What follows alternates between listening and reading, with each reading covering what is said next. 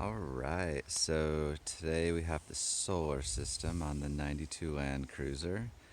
We have a 195 watt solar panel up top on the roof rack, and then the wires just kind of run down here. Let me show you that. There's an AC system and a DC system, so I'll show you that. But let's see, the wires just kind of run through here. I don't want to drill any holes, so I want to just have a little drip loop. It just goes right there. All the wires are organized super nice in here. I don't know if you can see in the video, there's an LED light strip up there, and here I just have some switches. Switch there for that side, and switch here for this side. And it's also actually on this little remote. I can dim it so it's not super bright at night. I have a little fan. It's all part of the DC system. But let's cruise on over here. Let's see. Here is my inverter. It's pure sine wave 2500 watt. It's got a couple plugs, a USB port. Actually charging some batteries right now. Yeah, and you could see actually, I don't know if you can tell, my seat is raised up about a half an inch or so, maybe actually a little more, to allow it to sit under the seat with no problem. So that's kind of nice. A little room for ventilation. And cruising up here. Got a little battery monitor. This thing is super handy. Oh, I never took the plastic off. Oh, I love that feeling. Oh, that was nice.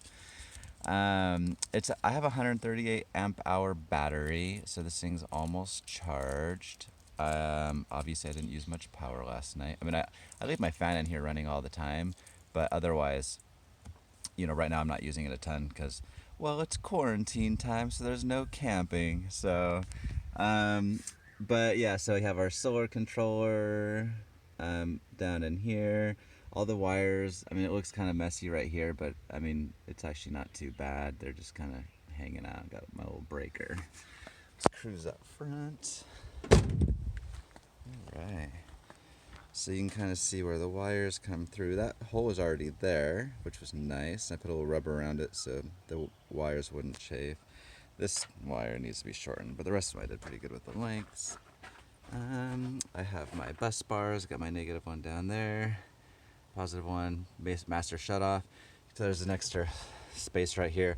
I have not added an isolator so it can charge from my other battery, or my house battery, my starter battery or alternator, but I might do that at one point. I have not needed it at all yet.